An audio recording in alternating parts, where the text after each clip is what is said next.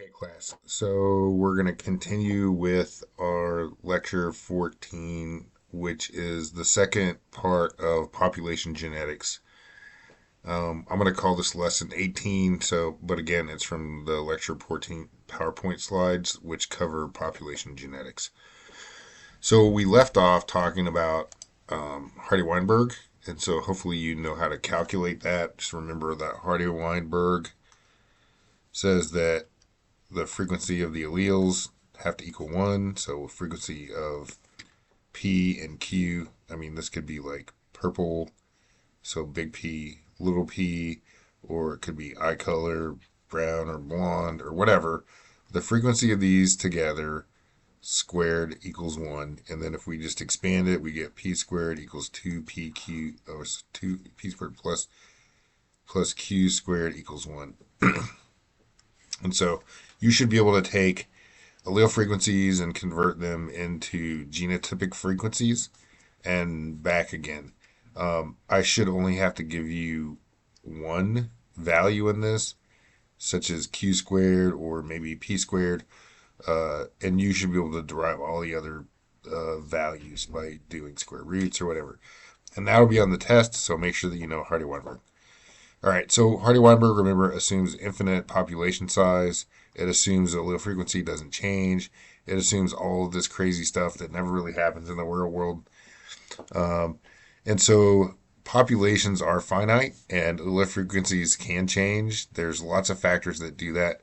We've already talked about genetic drift, where you could have, a baby so you could have two heterozygotes and they could have a baby like this, which would change the allele frequency. It's 50-50 now. Now it's much more B heavy, so it's like 66% big little b and 33% big B. Or they could have this kid, or they could have this kid, which wouldn't change. So I'm going to show you why genetic drift tends to decrease genetic variation in a population. Genetic drift, regardless of selection, decreases the alleles in a population over time, and mutation increases it. So we're going to talk about how these two things affect one another, as well as fitness, which is, survival of the fittest. So we're going to talk about that in this lecture. All right. All right. So we want to talk about equilibrium level and neutral polymorphisms, right? A poly mini morph types, they're neutral, right? They're not changing, right? And what makes them equilibrate? So remember that neutral mutations continuously create new variation, right? So we're getting increases in variation from mutation, but the genetic variation does not continuously increase. We're not continuously getting all these different alleles like what we would expect. So, and the reason is because what I told you before is that genetic drift reduces that level of population polymorphisms in a population.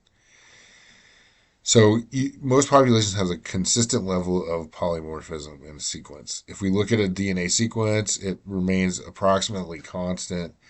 And why is that? And genetic drift explains most of it. It reduces the level of polymorphism and it balances mutation rates together to make what we call equilibrium of genetic variation.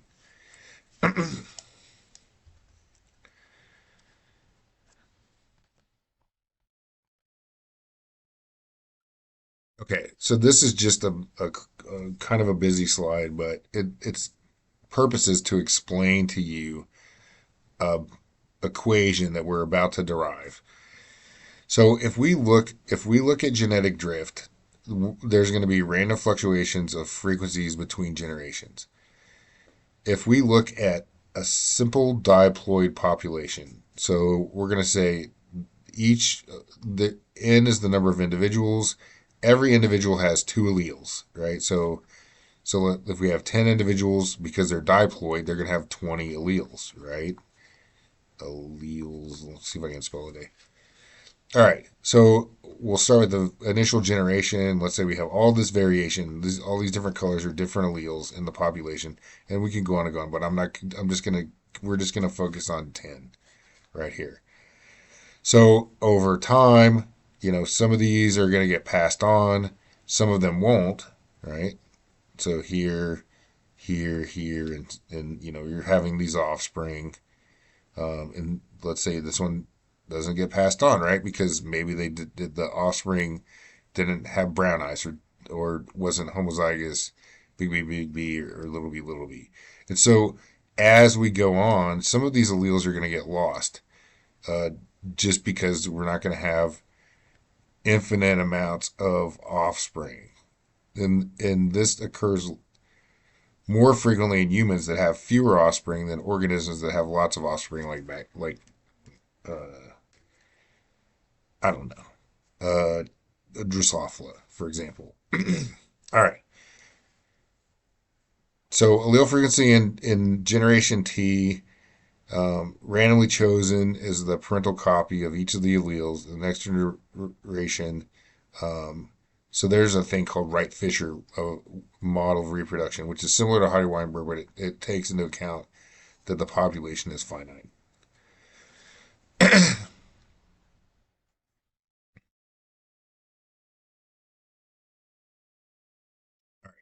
So we said that we have five individuals, right? Five individuals. They're each going to be 2N, so they're going to be diploid. That means they're going to have 10 alleles for whatever trait we're looking at. Brown hair, blue eyes, whatever, red hair. Um, so over time, these alleles, one of these alleles is going to get fixed into the population. So in this case, we have a fixation of the red allele. And genetic drift, if we look at the number of gametes, it's not an infinite number of gametes. It reduces the allelic diversity of a population. So just to kind of follow this right, we're losing this, we're losing this one. In the next generation, we're losing um, this one. It gets passed on. It gets passed on. Let's see. Let's get passed on. These are lost, and so on. So you're losing more and more as the generations progress, and eventually you're going to end up with. I mean, if you did this sample, and I'll show you why in a minute, then you're going to get the fixation of a single allele in a population. So the take-home story of this is that genetic drift decreases variation in a population. And you know that mutation is the only way to get variation in a population. So mutations increase variation in a population. And so there's a tug of war going on between drift and mutation to get this balance of equilibrium in a population. Okay. So the fixation of an allele frequency of this allele is 1 out of 10, right? Remember in the previous slide there was 10, right? So the probability of it fixing is 1 out of 10. Just like if I rolled a coin, or not, didn't roll a coin, I rolled a dice, a 10-sided dice, the probability of coming up red is 1 out of 10. So the probability of a new neutral mutation eventually fixing a population equals the fixation probability of a neutral mutation divided by 2n. So in the previous slide, n equals 5, right? Like 5 individuals. Each of those individuals have 2n alleles, so we have 10. So the probability to fixation is 1 divided by 10. And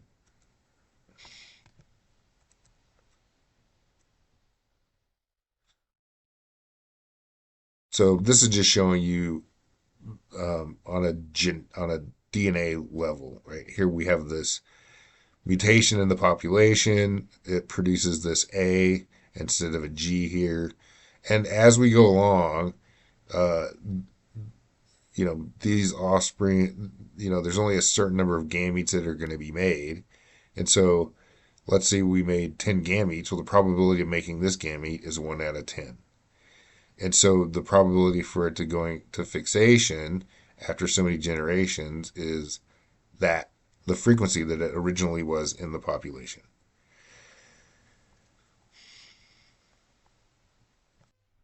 So I don't want to get into any crazy math behind this. I'm just telling you that this is the probability of fixation. If you're into math, uh, Kimura did a great job on calculating the probability of fixation, but I'm just going to explain it in simple terms. So, uh, and it's just the math shows that this is correct. It's like nobody wants to derive equals mc squared, but the math is correct. So the probability of fixation is 1 divided by 2n, right? So if the in this case, our 2n value is 10. So the probability of fixation is 1 divided by 10, or zero point 0.1, or 10%. But that's only for the A allele. So if we look back here, where was I? Here. There's one A and there's 10 G's, right? So the probability of fixing G isn't 1 out of 10. It's whatever it started with. So what it started with is 9 out of 10.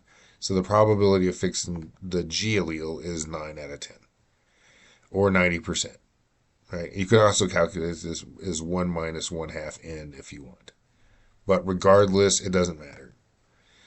The probability of fixation of the neutral, any neutral allele, just like we just showed, is 1 divided by 2n. So it doesn't matter what that value is, however, this is diploid, right? So 2n.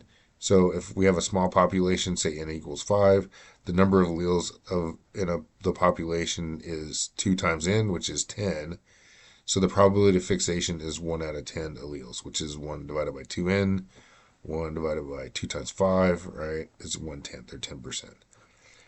Now, that's for a small population, right? 10% probability that a new mutation that came in, and this is, we're kind of talking about endangered species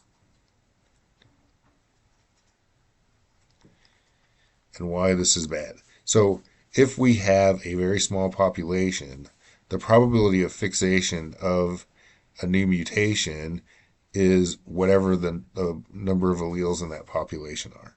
So if we had a cheetah population, for example, so cheetahs are endangered. If we have a cheetah population of 5, then there's 2 times 5, which is 10. So the probability of any new mutation that gets introduced in the cheetah from the DNA replication messing up, or any of the things that we talked about during mutation, the sun, uranium in the soil, um, you know, like any carcinogens or whatnot, will introduce a mutation. It could just be accident, and then the probability of that fixing is that uh, percent of that allele in the population to start with. And like I said, I'm not going to mathematically derive it. It's been done many times. You're just going to have to take my word for it. So that's pretty high, right? 10% chance that any mutation is going to go to fix to 100% in a population, right?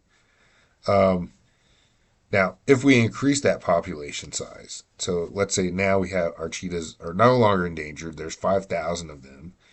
The number of the alleles for this diploid organism is 2n, and we could calculate this for any organism, right? If it's triploid or whatever, we just change this number. So we have 10,000 alleles. So the probability of fixation is much smaller in the population. So let's say a mutation occurred. It's somewhere in the chromosome. Change the G to a T. So that probability of that mutation going on to fixation is whatever the percent is in the original population, which is 1 divided by 10,000, because there's 5,000 individuals, two alleles each. 5,000 times 2 is 10. So 1 out of 10,000, or 0.01%. Right? So the chances of this getting fixed in the population are very small. The chances of this getting fixed in a very small population is very high. And that's why it's super important to prevent organisms from becoming endangered. Because once they get endangered, every mutation that gets introduced in that population is probably going to go to fixation. It has a much higher chance. And the more organisms in that population, the less chance that it'll get fixed in that population. And you guys know that mutations are generally bad. So any mutation is not probably not going to be helpful to the cheetah population, especially if it gets fixed. And I don't know if you know this or not, but if you took the skin off of one cheetah and grafted it onto another cheetah, that cheetah would 100% take it. There's no trying to figure out if your bone marrow matches or anything like that, or if you have the right blood type. They are so identical in their alleles that one cheetah's skin can replace another cheetah's skin with absolutely no immune response whatsoever. That's bad. Okay.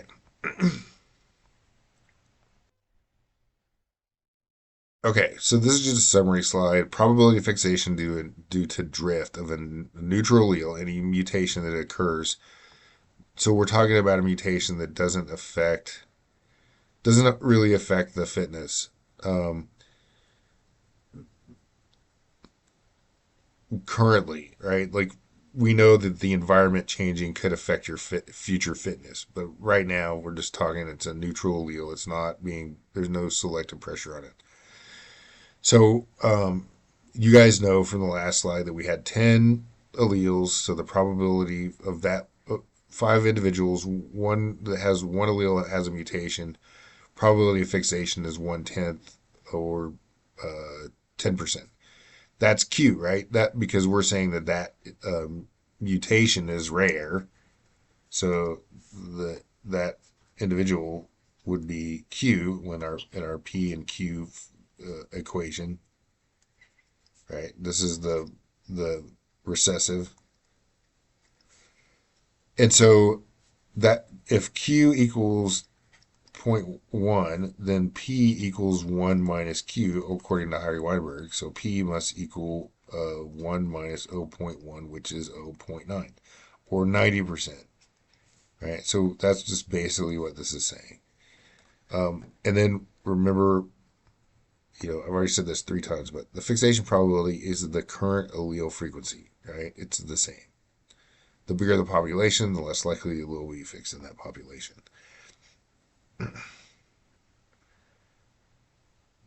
So, and when we say this word heterozygosity, remember zygote. So heterozygosity means uh, individuals that are heterozygous, right? They're two PQ individuals in the population. All right, where am I?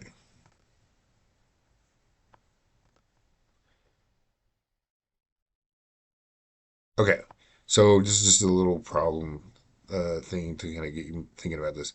So neutral polymorphism is a transient state, right? Genetic drift takes a hold of that and then causes it to go to fixation. So if we have a frequency of allele A, big A, and little a, and big A is 0.7 and little a is 0.3 in a population, and these are neutral polymorphisms, there's no additional mutations at the locus, what's the probability that little a becomes eventually fixed in the population? It's the same as whatever its current state is in the population. So Its current state is 0.3 or 30%. So the probability of it going to fixation is also 30%. Easy peasy.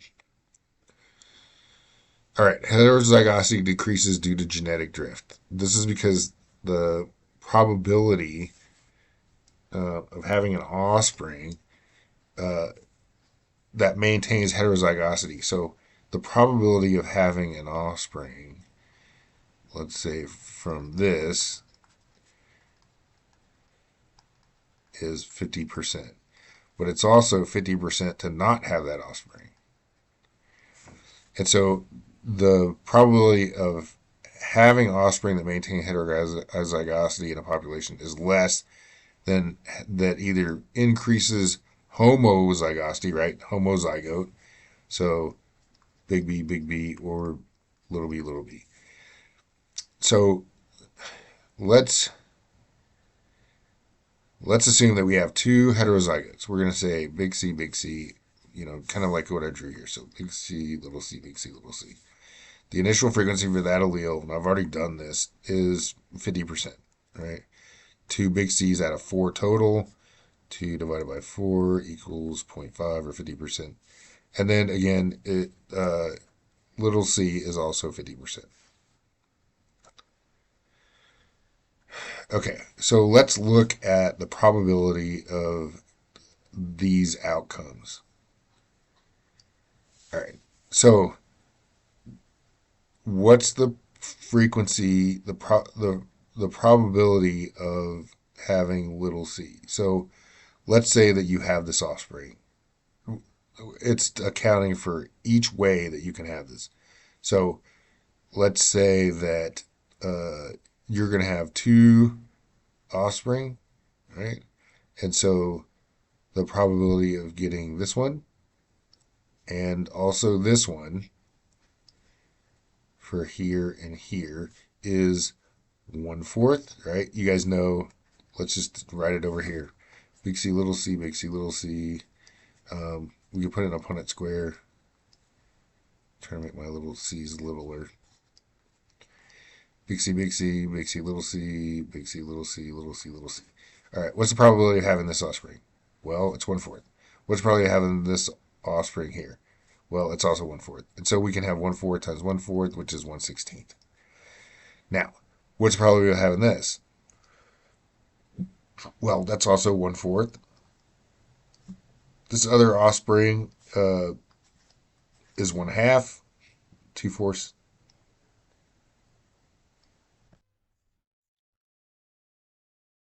So we simply do the math. What's 1/4 times 2/4? So 1 times 2 is 2. 4 times 4 is 16. So the probability of having this outcome is 2/16. But remember, we're counting the permutations. So this one could happen before. So big C, little c could be the first kid born, and big C could be the second kid born. So remember the binomial, there's two ways to get this. So we multiply that by 2, and that gives us 4/16. Right? So if we're looking at this, is this going to decrease the little c allele in the population? And the answer is yes. Does this have less little c's in the population? Yeah, it only has a quarter as many. So this is also going to decrease the the um, little c allele in the population because there's far more big C's being born, far more individuals with big C's being born than little c's. All right, so we go to the next. So this one's a little complicated, but big C, little c, little c. And so this is, so what we're just saying is the frequency of little c is 50%. So we have big C, little c, or big C, little c, little c. In this case, 2 out of 4 are big C's and 2 out of 4 are little c's. And in this case, same thing, 2 out of 4 are big C's. So this is no change. The frequency of the allele will not change if any of these offspring are born first and second. So what's the probability of this? Well, the answer is 1/4 for big C, and 1/4 for little c. So we multiply them together. 1/4 times 1/4 is 1/16. Remember, we can get this in either order, so little c can be born first. So we add that 1/16 to it, and that gives us 2/16. And then we do the same thing here. So there's two ways to get big C, little c, right? And so this is 1/2 times 1/2. So, 1/2, which is 1/4, which is the same as 4/16. So now we add them together and we get 6/16. So this is no change. These two are big C is going to increase and little c is going to decrease. And then we go to the next. I don't need to redo this because this is exactly the same as this one, except the other way. So in this case, we're going to have little c is going to increase and big C is going to decrease. So of all of this, right, we have 6 out of 16 is no change. This is for two kids. If we have, and the more kids we have, the more drift will change the fixation of the population. So anyway, 6 out of 16, no change. And then if we add these up, we have 5 out of 16 and 5 out of 16.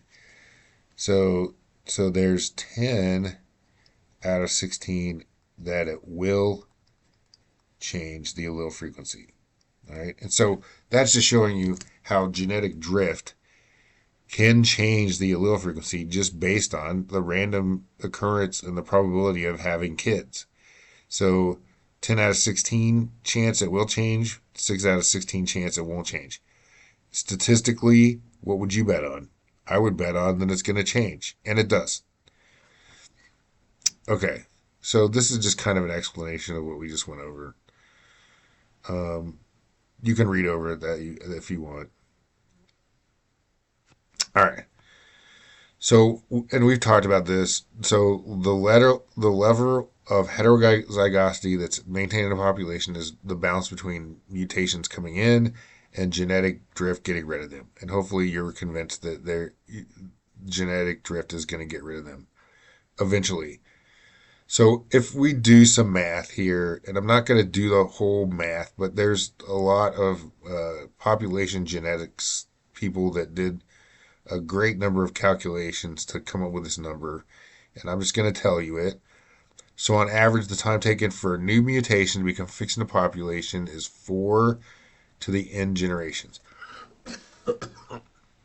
So if we have n is the population size, and again, the population size is linked to maintaining heterozygosity. We just showed that the smaller the population, the less probability that heterozygosity will be maintained.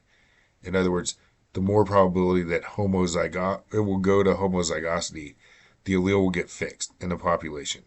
So if we look at fixation and it occurs in 4 n generations, and you can do the math if you want, but just trust me, that's true.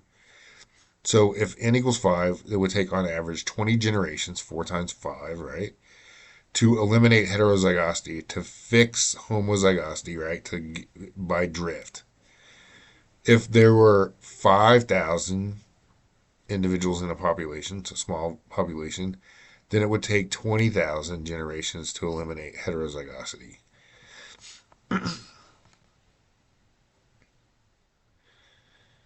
All right, so I'm just going to pull this up. Oh, okay. So I have the computer simulation up, and the link is there, so you can copy it and mess around with this if you want. So here is the number of populations. We can look at like a bunch of populations at the same time if we want. We're just going to look at one population, and we're just going to let it go for 400 generations. So we're going to call it a finite population. You can do it in Hardy-Weinberg, which is infinite. But here the n number is going to be 5, and then the frequency of the A allele, so we're going to just say A1 is 50%. So that A2 is also going to be 50%. And then this is the frequency of the homozygous, or the fitness.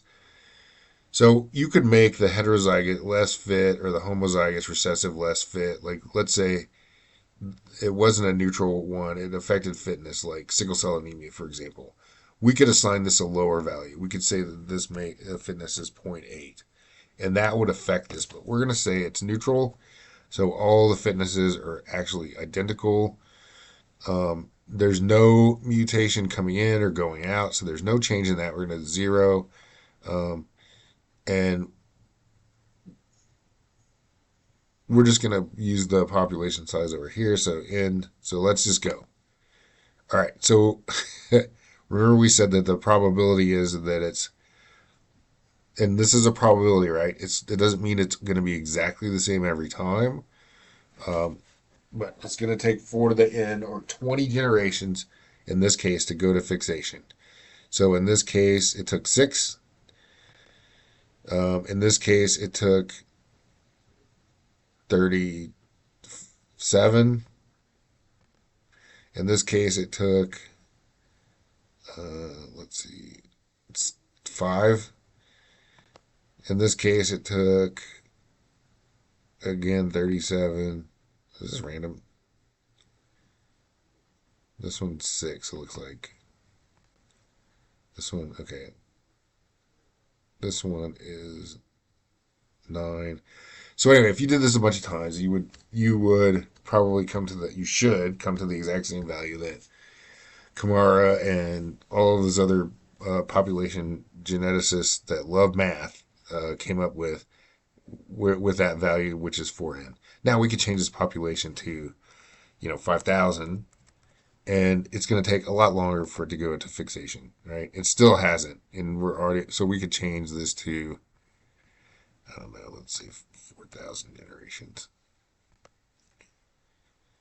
So it's still not fixed, but you can see drift is having an effect on it. And if we had more generations, let's just do 5,000. Still no fixation. Let's reduce this number to 500. And right, so here we have the fixation.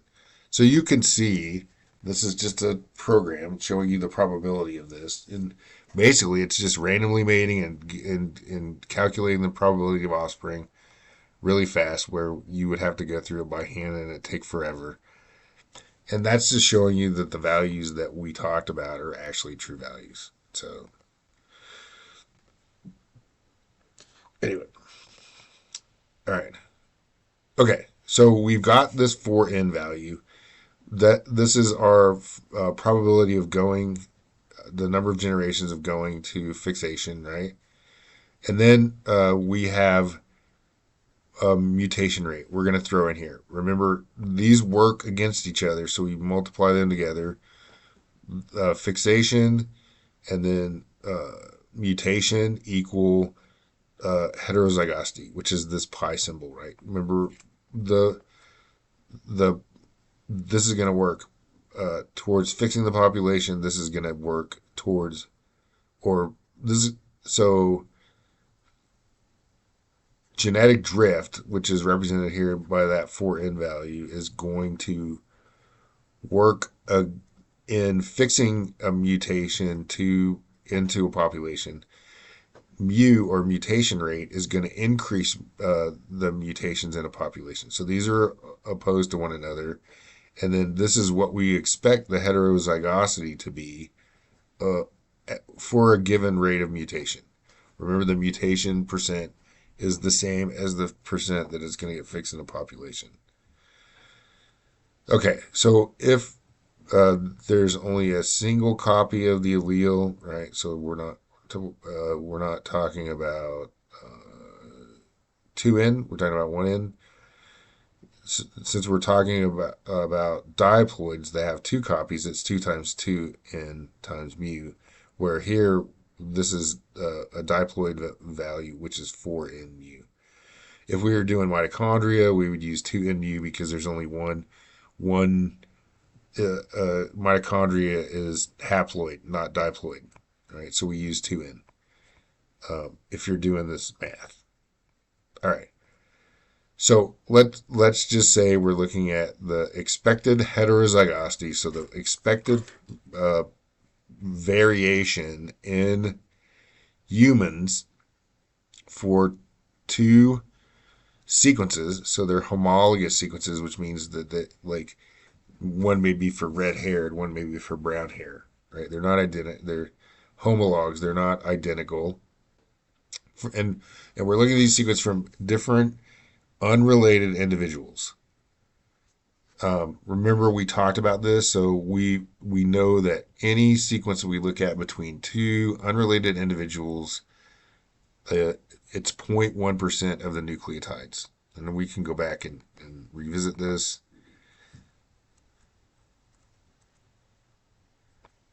Right here. So unrelated individuals is 0.1% of nucleotides are different. So that's where that value came from. Um, let's see. We're past that, but not that far. Okay. So here's our 0.1%. We're using that. And I did not mean to move that. Whatever. Okay, thank you. Okay, so we have the expected heterozygosity is 4 times n times mu. We know that value, because we looked at it, that remember the variation we see in the population is the due to genetic drift and the mutation rate. So we know that this value is 0.01. All we have to do is look at unrelated individual sequences and know that 0.1% of all the nucleotides, or 1/10 of 1%, which is 0.001, are different. That's the heterozygosity, right? We know that's defined as heterozygosity. They're different, heterozygous. So this whole value is 0.01%. We know the mutation rate for humans. We can look at it from generation to generation. We can look at the base pair. We know how often mutations arise in humans. No, this is an average rate, so we're not. It's going to be, we're going to have a much higher mutation rate if you live in Chernobyl as opposed to in a lead line box in the at the equator. So anyway, what is n? What's our population size? Remember, that's what n represents. So we're just gonna do some mathematical trickery here. Uh, we divide pi out, and then we get divide out 4n, and we get pi divided by 4 mu equals n. So n is what the effective population size is. The population size of humans we would expect for this amount of heterozygosity is 0.001, which we know from just comparing sequences, divided by 4, and then this is the mutation rate. We said it's 1.0 times 10 to the negative 8, so we just move the decimal 1, 2, 3, 6, 7, 8 places. We're going this way. Let me get my pen.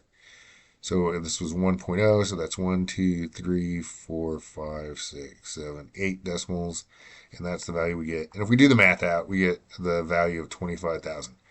That's what we call the effective population size. The size of the population we would expect due to that heterozygosity. So what's going on, right? Because we know there are more than 25,000 individuals in the human population. So you can think of it, the effective population size as the measure of genetic diversity in that particular population. The diversity expected heterozygosity is directly proportional to the effective population size. So why is the effective population size so much smaller than the census size, right? Billion, greater than a billion humans, right? So we would expect 25,000. Well, there's a lot of stuff going on here. Not all individuals are reproducing. I have lots of friends that don't have any kids. Not all individuals groups are reproductively successful, right? Some are more successful than others. The population of humans is short, right? So we talked about this. We only appeared about 200,000 years ago, so it's around 10,000 generations. Um, so all of this decrease our effective population size. And if you want to look at something uh, like that might affect the population, so we don't have random mating, and then one individual uh, DNA is a major part of all human lineage. We can look at the Mongolian male line from Genghis Khan. So if they looked at Y chromosome sequences from 2,000 men from Eurasia, most of those sequences were very polymorphic. 8% of males share the same or similar Y sequences. Why is that? Well, because Genghis Khan had a lot of concubines, I guess, and so he had a lot of offspring, and those individuals had their offspring, and so in the end, about 8% of the total Eurasian population it is directly descended, not no recombination in the Y, right, of Genghis Khan, and that greatly reduces the effective population size, the diversity of the population, because only one person is contributing to that. Okay,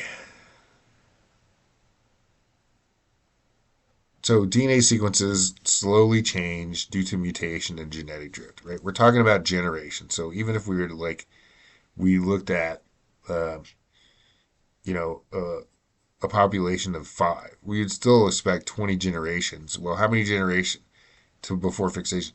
How many generations is that? What is 20 human generations? If we say a generation is, 20 years, then we have 4,000 years to just go through 20 generations. So, I mean, that's a long time, and that, on an evolutionary scale, the sequences of a species change very slowly due to mutation and genetic drift. Mutations are rare. Genetic drift takes a long time because of the generation time in humans. Right.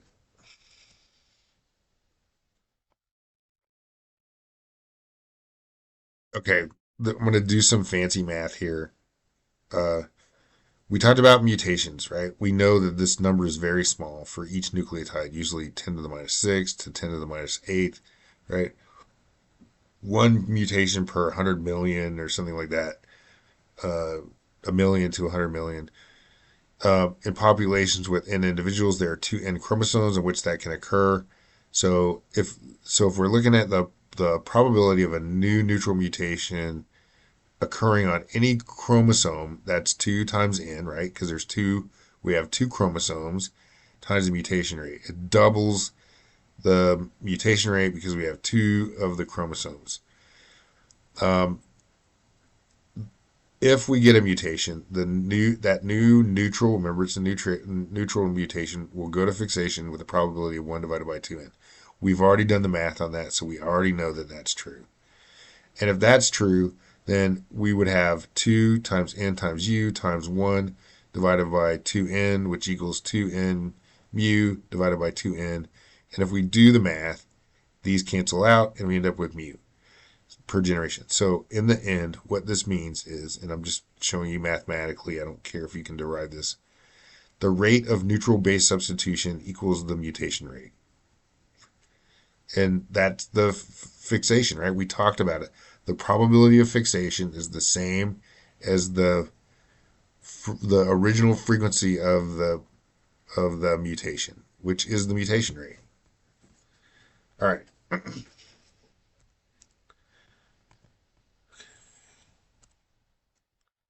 Now we can use this data to figure out a molecular clock. And I told you guys that I did this for the tortoises, and they did this for mitochondrial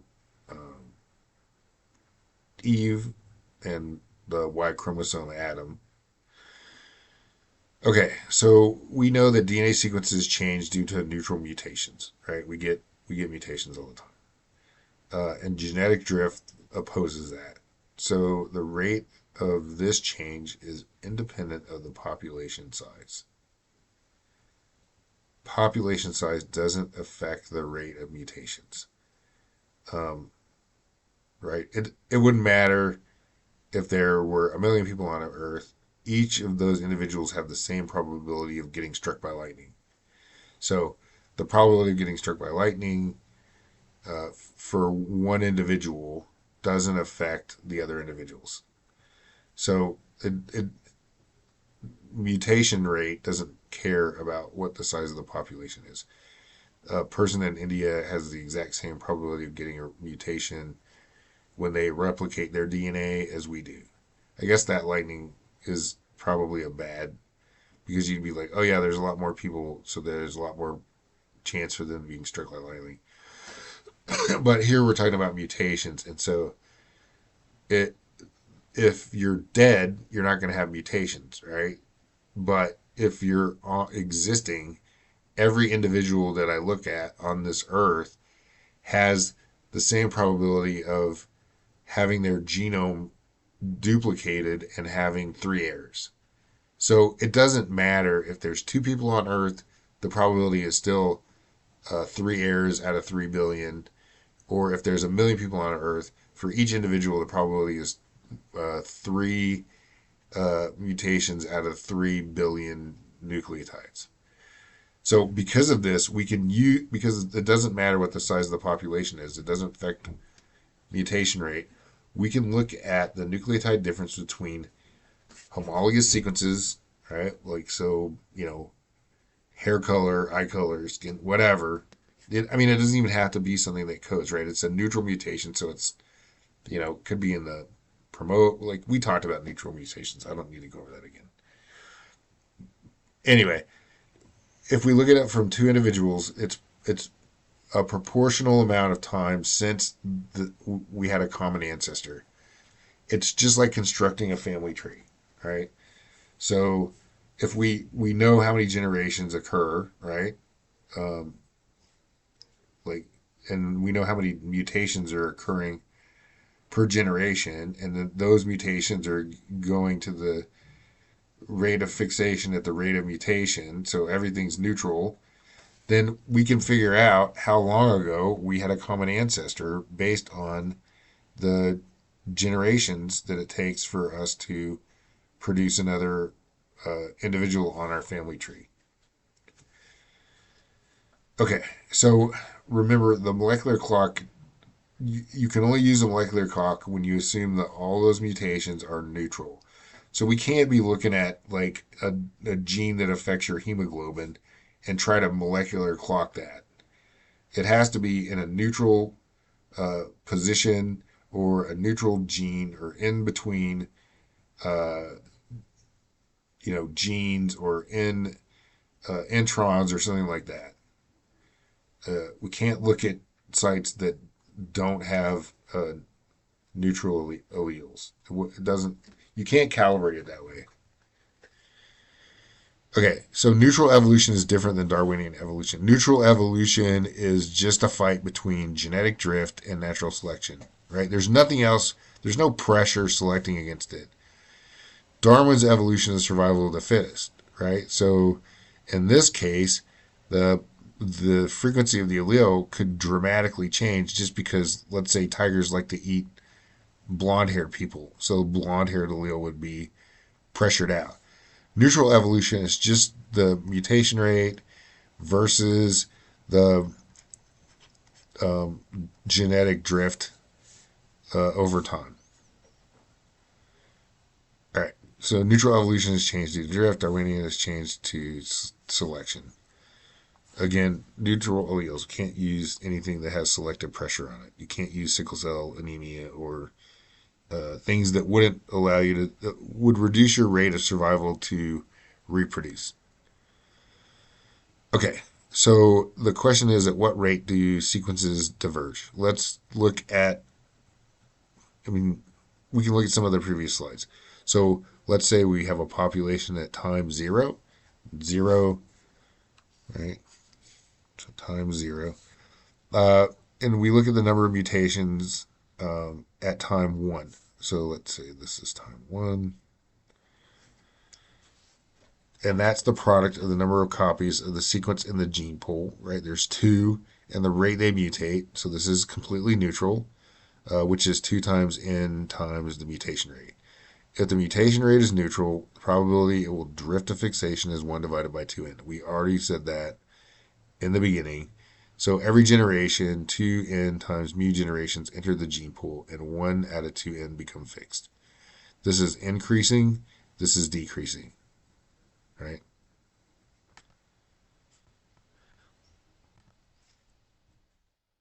All right.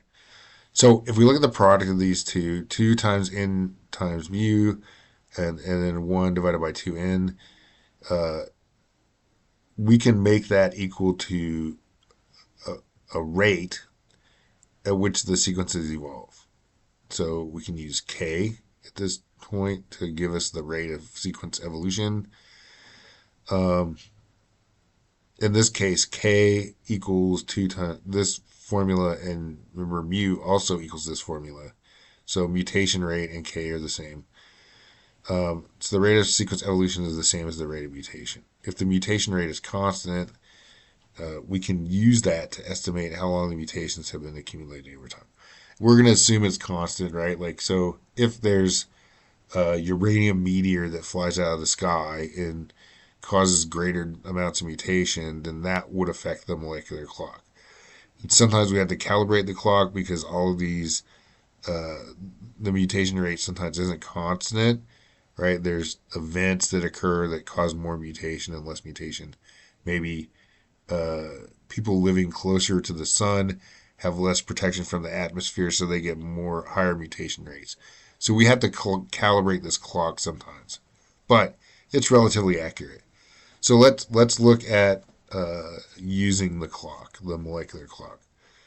So let's look at the divergence between humans and chimps. So we'll also define D as the number of neutral substitutions from the time of divergence, right?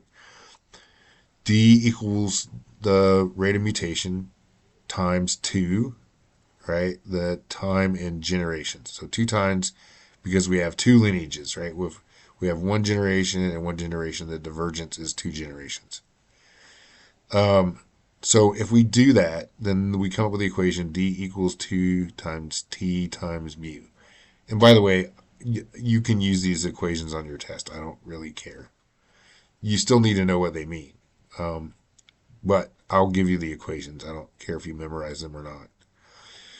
Okay, so if we divide each side by 2 mu, that gives us T equals D divided by 2 times mu. And this T is going to give us the time that these individuals diverge from one another, or how old their common ancestor is. All right. So when did humans diverge? If we look at the difference between humans and chimps, we know that there's about 1.8% difference. And we're going to give this value as D, right? This is the variation, the heterozygosity of the population. We know the mutation rates mu for lots of organisms because we just compare sequences, and the more sequences we get, the more we know. So and mutation rates at different things are different, right? If we look at single nucleotide polymorphisms or individual nucleotides, the mutation rate is 3 times 10 to the negative 8th. So we're gonna clock off of human mutations, right? And so if we look at the value T equals D divided by T times mu, we know D equals 0.018, which is here, this value. and mu equals 0.00003 because we know it's 3 times 10. I can't see that. 10 to the negative 8th. I think so. Let's check. 1, 2, 3. I'm looking at a small screen. Um, I have a smaller laptop. Anyway, so 10 to the negative 8, that's correct. We have SMP mutations. That's different than microsatellite rates. So if we're looking at a microsatellite, we would have a much higher mutation rate than we would because there's more nucleotides involved. Anyway, so if we plug all this value in, right, here's our heterozygosity. This is our 2 value because there's 2 of them. And then this is the mutation rate. Then we find out that the time of divergence is 300,000. So remember, this time is in generations because we don't have an actual time. So we have to multiply what the average generation is for whatever we're looking at. So if we're looking at humans or chimpanzees, this would vary, and so we get 300,000 times 20, which would be 6 million years ago. So we would estimate the divergence of chimps based on this value and the mutation rate that we're looking at to be 6 million years in a neutral spot. This might not actually be neutral anyway. Okay, but SMPs probably are because they're single nucleotide polymorphisms. Okay, so then we have to calibrate the clock. So we calibrate the clock based on fossil evidence and other evidence, uh, like geological evidence and so on. Like when did Africa break apart from South America, or when did Madagascar break, or when the Galapagos Islands were formed, or whatever. So we're going to say T1 is the original divergence, T2 is the divergence that we're looking at. Uh, D1 is the variation in alleles from the original divergence, and D2 is the variation in alleles from a recent divergence. So if we look at all of this values, we can rearrange the formula. It says T2 equals T1, and then D2 divided by D1, right? So this T2 is what we want to know. This is the original divergence. This is the recent, so same values here, right? And then this is the original variation, D1. Original variation here, which is the same as the original break. So let's say we're looking at humans and chimps, right? And we're going backwards in time. And then we have an outgroup. So we're going to look at old world monkeys as our outgroup. And we're going to say that these diverged at some point from a common ancestor that also shared with old world monkeys. And then this split to humans and chimpanzees. So what's the amount of time of divergence from old world monkeys to humans and chimps? And we're going to use this formula to help us figure it out. And I think I explained this. D1 is the sequence divergence, so the proportion of different nucleotides between old world monkeys and other great apes, which are, and then this is the sequence divergence between chimps and humans right here. Okay, so we know the difference between SMPs and humans and chimps is 1.8%, right? So, and I'm going to tell you the difference. If we look at SMPs, the difference between old world monkeys and humans is 4.5%. We're going to assume that monkeys and humans, because we both exist now, diverged and we're at the same age, right? From divergence, because we're still alive, right? This is the timeline. We're all alive. When does the divergence occur? Because if you're dead, you're not accumulating mutations. So this doesn't really work. You have to look at living things. Although I guess you could compare two dead things if they're equally dead the same amount of time. Anyway, so we have our D2, right, which is our um, the closest, newest divergence, right, which is 0.018, right, 1.8%. So 1.8%, move it to decimals, we get 0.018. And then the original divergence, right, this is the greater value, which is here. So this one's always going to be a bigger value than this one. And then uh, the fossil record says that it's 15 million years ago is where this divergence occurred.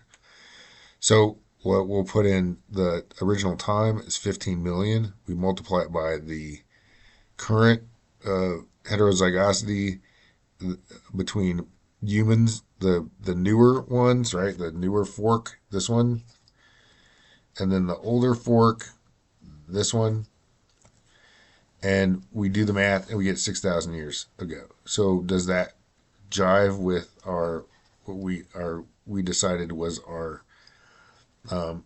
original divergence? And yeah, so they're exactly identical. What is not?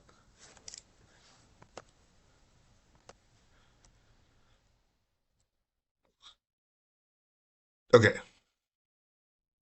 not sure why there's drawing on that, but so remember, not all mutations are neutral. Some mutations can be selectively advantage to an advantage or a disadvantage. Um, Survival of the fittest, right? No big deal. You guys know this. Mutations can reduce the fitness, um, and generally they do. Most uh, mutations that change the phenotype are bad. Uh, Generally, wild type phenotypes are optimal. The frequency of a bad mutation uh, decreases due to natural selection. So, for example, let's say you get a mutation that makes you run slower. Well, that mutation is going to cause you to get eaten more frequently, and that's going to take it out of the population. So, it has a negative or purifying effect if it's a bad mutation, if it reduces your fitness. And anyway, um, mutations on important sequences are generally bad, right? So what this is saying is that if you get a mutation in your beta hemoglobin subunit, it's going to cause its shape to change, which is going to cause it to not function properly, which might cause you to die, or certainly would cause you to be less than optimal. Um, and then again, if that happens, then it's going to get generally selected out of the population because it's a bad allele. So a large number of non-synonymous, remember that means things that change the amino acid are bad. Um,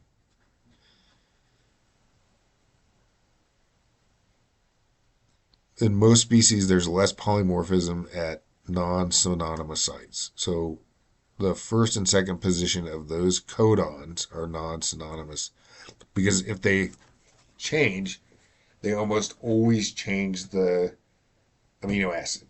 Right? The synonymous site is the third position. It's the neutral position. So and I've already talked about this a little bit, but because if you get a mutation in the third codon, sometimes, most of the time, it doesn't even change the amino acid. Spontaneous mutations occur equally at both of the all of these sites, right? But if it changes the amino acid sequence, it's going to change the shape of the protein, and it might make it not function. So in the end, uh, a non-synonymous site mutation is going to be a lot worse. And so those are more highly conserved. And if you're doing population genetics, and I think I told you a little bit about this, like when I was doing genes that were coding from the mitochondria, I had to look at the different sites and give them different values because some are more have a greater fitness than others. Okay, um, this is pretty straightforward. and this should make sense, right? If you had a beta hemoglobin gene and there were was a mutation in a site that was super important, then you would expect those to get purified out, um, right? Uh, so there would be less variation and less divergence in non-synonymous sites versus synonymous sites. So that's not really a very shocking graph.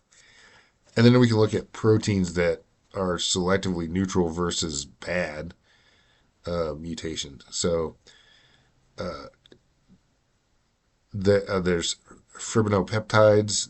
If we look at all different organisms, those diverge because they're not as important as say hemoglobin, and that's not as important as say cytochrome C. That has less divergence. This is the number of non-synonymous mutations.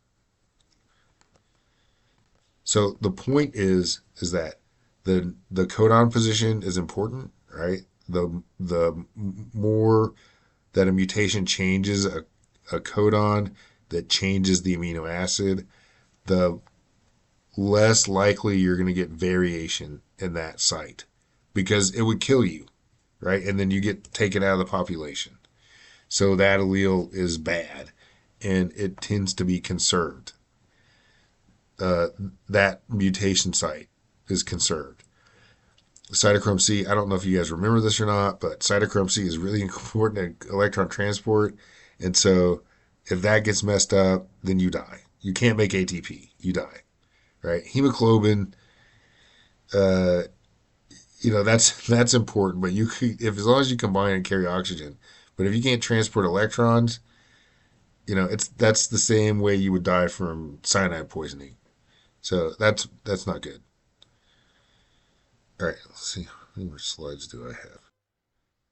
Okay, so I think I can get through the rest of this lecture in the next, say, 15 minutes or so. So there's a balance between deleterious mutations and selection, right? So we're going to assign values here. S is a selection coefficient. That is the disadvantage, the loss of fitness, and the recessive homozygote, right? Homozygous recessive. H is dominance coefficient, so it can range from 0 to 1. So 1 is 0. Sorry, 0 is complete dominance. Sorry, 0 is complete dominance of the A allele. So A is big A is completely dominant over little a. The other way around is that so this is a dominant, right? Little a is completely dominant to big A. And, you know, they could be, so, in the things that we talked about, we could have H is 0, and that would be complete dominance of A, which is what we mostly talked about.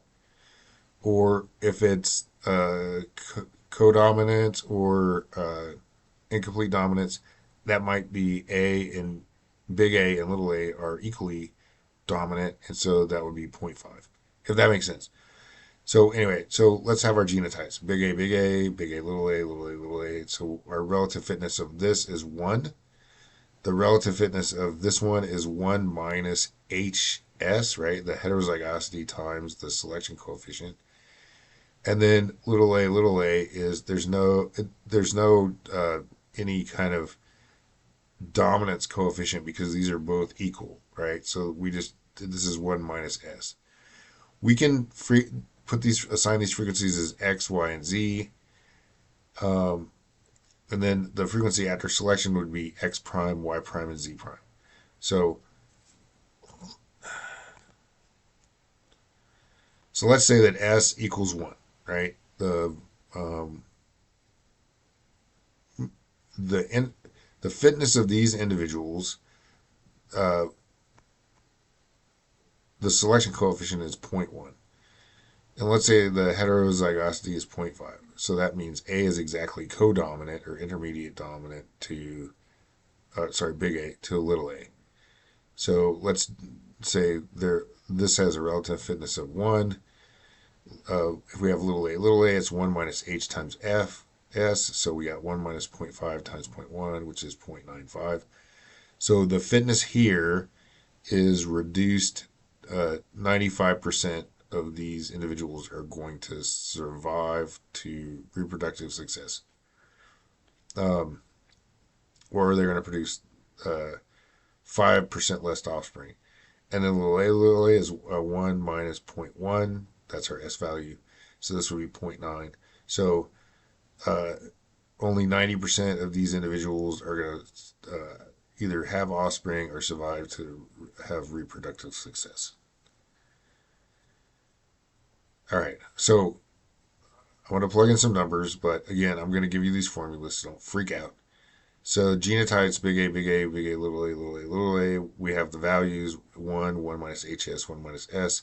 Remember, we have this as XYZ. So we're going to remember if this is big A, that's P squared. This is 2PQ, this is Q squared. So we're going to substitute this out. These values, due to selection, is going to equal X, so 1 minus HS, and then Y, sorry, X, which is 1, right? 1 times X, which is P squared. 1 minus HS times Y, whatever that frequency is, and then Z would be 1 minus S. So this would be Q squared, which is what we just talked about right here, right? 1 minus S, homozygous recessive. 1 minus HS is heterozygous. So I'm going to plug in these numbers. So we want to look what the frequency in the next generation is for the Q, right? So this would be like little a in this population. Q squared is little a, the frequency of little a in this population. So we want to know what's the frequency in the next generation if we have fitness, right? How is that going to affect the allele? So we can do a negative selection against some sort of mutation that's bad. So let's say that our selection coefficient is 0.2, our heterozygosity is 0.1, the Q is 0.05. So if Q is 0.05 or 5%, then P is 0.95 or 95%. So we're going to plug in numbers, right? We have P squared,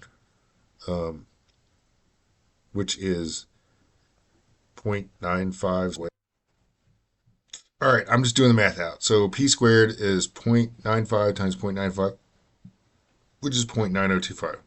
So Y equals 2PQ, which if we do 2 times P times Q, that does indeed give us 0.095, and then we do Q squared, and 0.05 squared is 0.025. So we have these values in. We're going to plug it into our equation. So the next generation, what is the Q value going to be? And so if we plug this all in, we get 0.0487, right? But what's cool about this is we don't have to do all of this math because the next generation is approximately equal to Q times 1 minus HS, which we already defined.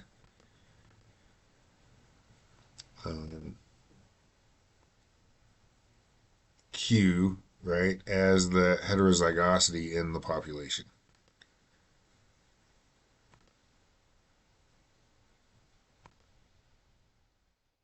Well, okay, wait. Hang on.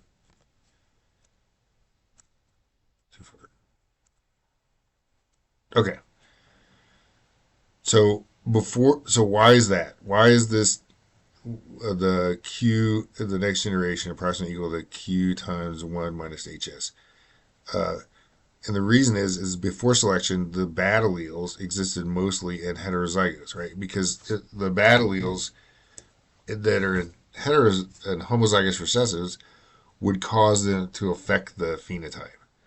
So we're going to get a change of about 1 minus HS, or the change in the heterozygotes, right? And that's why we get these approximate values. So instead of doing all this math, we can just use 1 minus HS times Q. All right. So if Q is small, the little a, the deleterious allele is rare, and H is greater than 0, um, then we can say Q is reduced approximately by Q times 1 minus HS by selection, which is what we showed on the previous slide. So therefore, the single generation change of Q is, Q prime, which is QHS, negative Q, right? Because 1 minus HS. So each generation, the mutations increase the frequency of the A allele by 1 minus Q times mu, where mu is the mutation rate, like we talked about, from big A and little a. So if we're producing new bad alleles by mutation, the loss of that allele is we get the allele by mutation that counteracts the loss of the negative selection. Equilibrium frequency will be established. So in other words, that means that we get a mutation, right, and then that's taken out of the population by selection. So and eventually we're going to have a balancing act that's going to end up with these being at some sort of equilibrium. The rate of mutation and then the rate that the allele is removed from the population. Remember, mutation increases it, deleterious selection decreases it. So again, this is kind of like the genetic drift thing. So if that's true, then we can say Q equals mu divided by HS, so it's HS plus mu. And so if we do this, that means that it's approximately equal to mu divided by HS, right? Okay.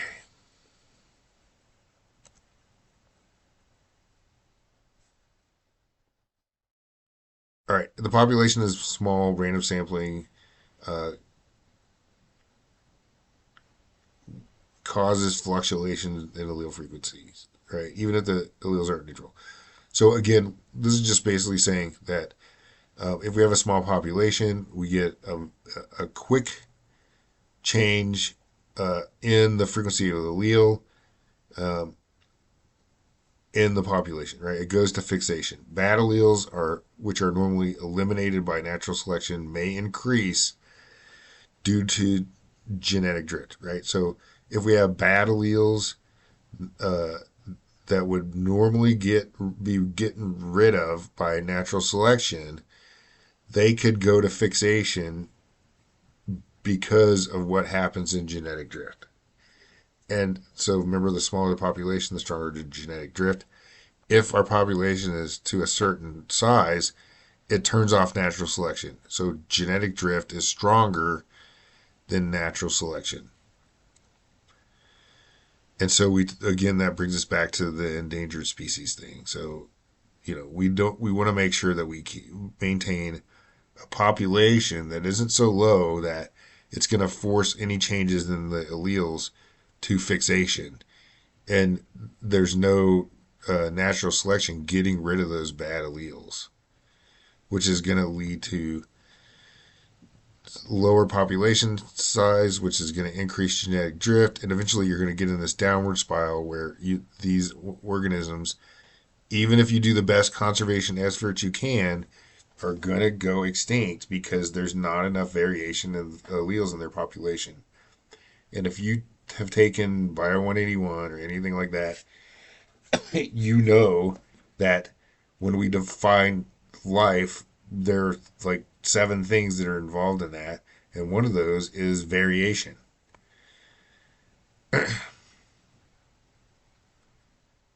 and and that you can see that in things like HIVs, for example. So resistance to HIV was due to a mutation, a variation in the population.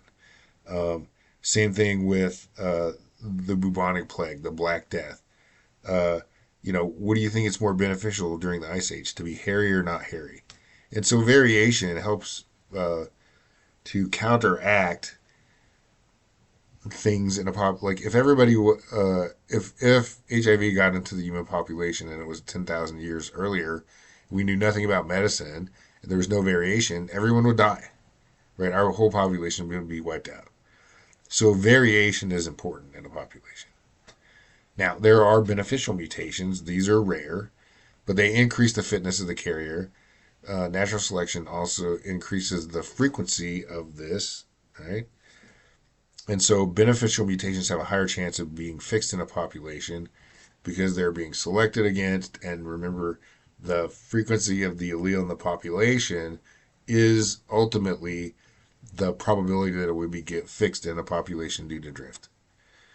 So alleles under positive selection increase faster than neutral alleles from genetic drift. Again, because you're getting more and more of these in the population based on beneficial selection. And so the more you have, the higher the probability that they're going to go to fixation. Um, anyway, these are important. They're really rare, but they're important. There's a thing called selective sweep. So what it basically means is that even though you're not part of the actual mutation, sequences that are on the sides of the, let's say let, so I'll just take an example. So the allele that allows you to break down lactose, um, that's an important beneficial allele. Like that kind of evolved at the same time that we domesticated cattle, not surprisingly. And so individuals that could break down milk sugars had a higher fitness than those that couldn't, right? They could get more energy and utilize that for survival to make more ATP and so on and so forth. So let's say we have this gene, right, that is beneficial for breaking down milk sugar, lactose. Let's just call it lactase. And there's going to be areas around that gene, intergenic spacers. And remember, we talked about the frequency of crossovers, right? So when you have a crossover that increases that causes your offspring to have that beneficial mutation. Let's say mom had it and dad didn't. So you have the crossover that gives the offspring the lactase gene. Then whatever's next to it, really close to it, is going to get taken with it. So you have these areas that surround these genes because of recombination that go along with it. So they're kind of hitchhikers, even though they're not really actually affecting the fitness, they're next to genes that are increasing fitness. Um, so the polymorphism that exists is taken out of the population.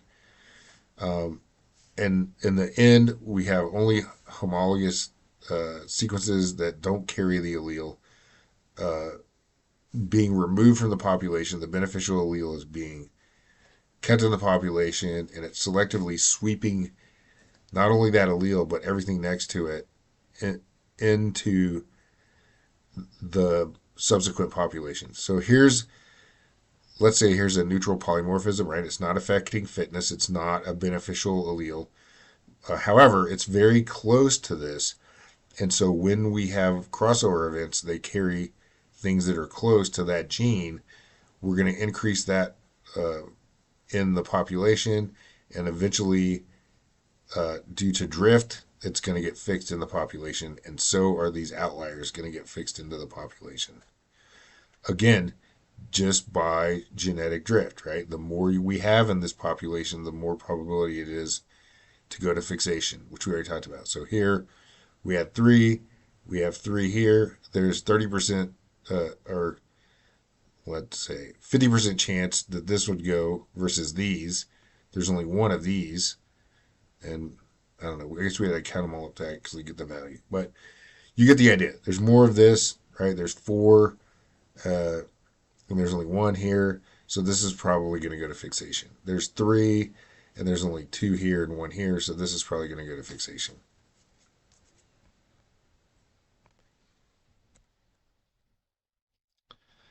All right, we talked about lactase, the LPH gene.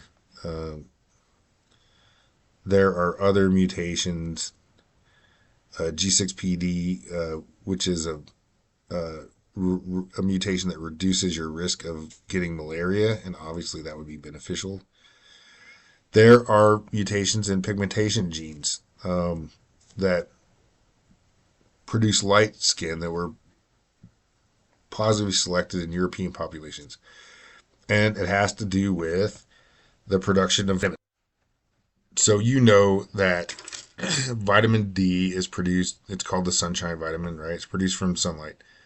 So in Africa, the you guys know that the sun causes mutations, right? So the closer you are to the sun, and that would be individuals at the equator, the more sun you get, the higher probability is for mutations. So you want to increase the dark pigment in your skin cells so that black absorbs light, right? And so instead of it hitting your DNA, it's going to be absorbed by the pigment and the energy is lost. So dark skin is advantageous because it prevents mutations, but it also prevents light from creating vitamin D. So you're giving and taking there. And as individuals migrated from Africa, remember that's where we originated, into Scandinavian countries where there's less sunlight, then it's not as advantageous to have dark skin. So that went away, and then along with it, you get increased vitamin D production.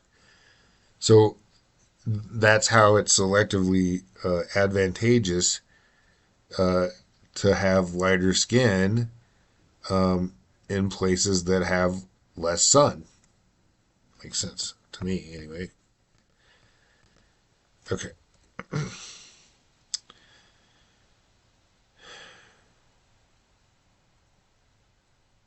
All right. So adaptive evolution can require a change in amino acids, right? The amino acids change in gene regulation or evolution of new genes. Okay. So there's things called, and I'm going to finish this up. I know this is really long. So let's talk about gene duplication. So chromosomes, we can have duplication and meiosis. Genes that are block duplicated. Duplicate copies of the genes may evolve independently. So let's say we get a mutation that makes a new gene, right? So let's say a region of DNA or whole gene gets duplicated. Let's just say you have a hemoglobin B and that gets duplicated. So let's say it gets put on another chromosome. There's just an error in meiosis and or whatever, and you get moves. So now you have your original hemoglobin, the beta subunit hemoglobins. You have two of those, and then you have another one. So one of those is going to be much more freely able to evolve versus the other two, which you're going to need to increase your fitness. So when we have this duplication, they can evolve independently. So one copy maintains the original function, the other copy becomes non-functional due to mutations.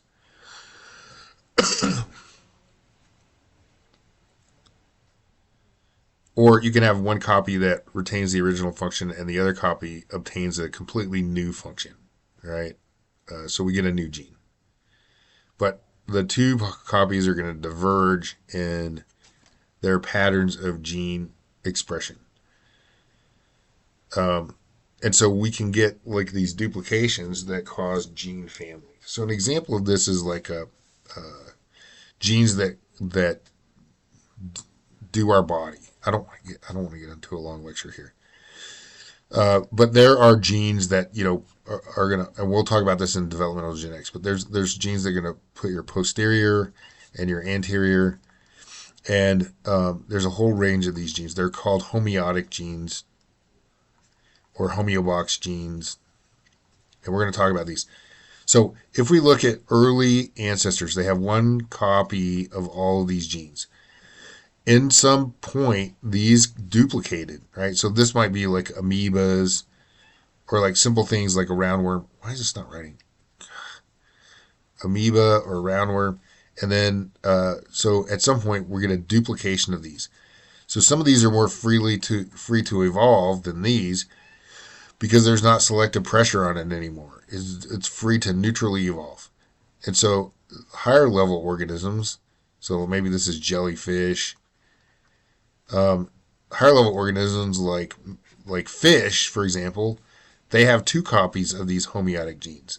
And then again, there's probably some other duplication event of this whole group so that we got four copies of these homeotic genes. And so advanced organisms like primates and things like that uh, are going to have four homeotic genes, and they're able to create much more complex outcomes of, say, limbs and legs and things like that. So that's what we're talking about when we talk about a gene family, right? These genes are very similar to one another if we line them up. Okay, so duplication, number of genes in a haploid chromosome set increase. Here's the parental. Let's say we have the duplication event. So we have a daughter. This whole thing is duplicated. Let's see here. This is duplicated. This region. Wait, sorry. This is duplicated. This is duplicated. This is the original. Right? So that's what we call a duplication event. A replication event would be, so it's not on the same chromosome, it's on a different chromosome. So here would be replication as opposed to duplication. So we can get so if we look at the homeotic genes, originally there's just one, and we get an expansion of these genes even though there's just one replication event, and then as we go on through organisms, as they get more advanced, we get multiple replication events. So duplications, same chromosome, expansion of a gene, replication, the whole cluster of genes is copied. Hemoglobin. So, hour and a half. All right, so hemoglobin, there is various subunits of hemoglobin. There's a beta hemoglobin family and an alpha hemoglobin. And then there's an ancestor called myoglobin. So there's two beta subunits to hemoglobin and two alpha subunits to hemoglobin, and this makes a functional hemoglobin. All right, so this are variations in the hemoglobin gene, right? These are on the same, and you can see that the beta subunit, this family, is an expansion on the same. So we would call this a duplication. Where we have the A subfamily on a completely different one, but these are similar in sequences, and so this would be duplication. But if we look at them across from one another, that is replication. All right.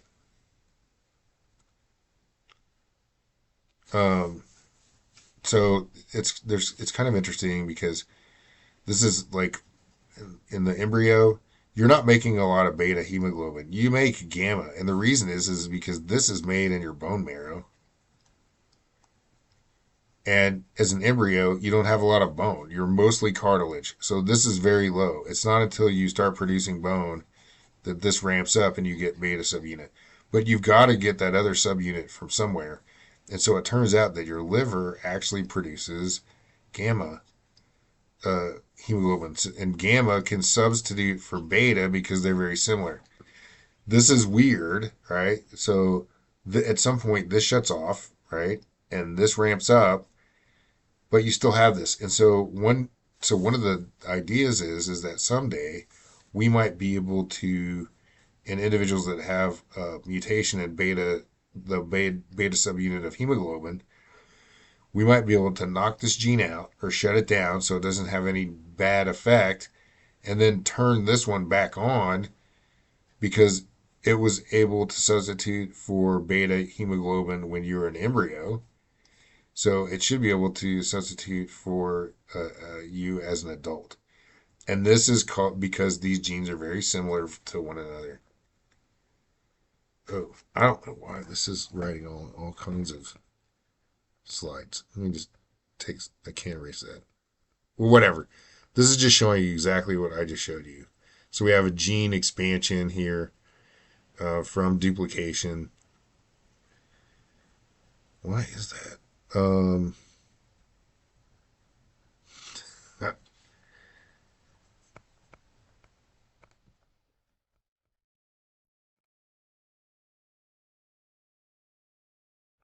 I'm going to clear this out.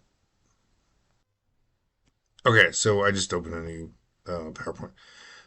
So when we talk about these events, these duplication events, and then the evolution of these, we talk about it as orthologous or paralogous. So, an orthologous genes originate from a common ancestor by replication, right? They're similar, they diverged after a speciation event and generally maintain a similar function to the ancestral gene, right? Kind of like the hemoglobin, gamma, or whatever, or alpha. Paralogous, they arise by duplication. So remember, duplication is expanding out, replication is on a whole new chromosome. So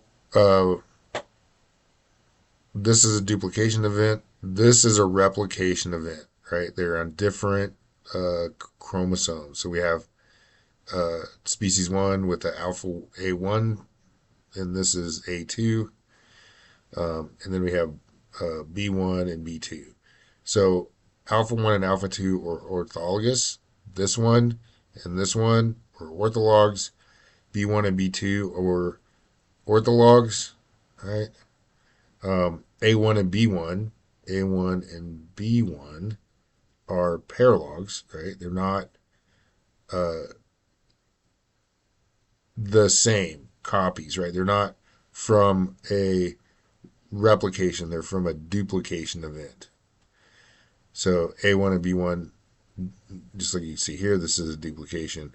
And then A1 and B2, those are uh, paralogous because they arose from a duplication as well. So that's just the terminology you need to use, and you'll get some practice on that. And then this is just another slide to show you. So, like, let's say that we have early globin gene, like myoglobin, and then we have beta subunit of the gene and alpha subunit of the hemoglobin. So that was a duplication event. Um, same on the same chromosome, right? Not a replication. And then we have individuals. So we have chicken and mouse and frog that have beta. So those are orthologs to one another, right? Um, then we have alpha. So we have frog, chicken, mouse. Those are orthologs to one another. If we're looking at alpha compared to beta, those are paralogs, right? Like we showed here. So alpha alpha orthologs, beta beta orthologs, alpha beta paralogs, alpha beta paralogs. Um, and then this is just showing you from the ancestral DNA. So super long lecture. Sorry it went that long. I'm going to end it. So hour and 40 minutes. Um, but that covers all of population genetics. If you have any questions, email me or come to office hours.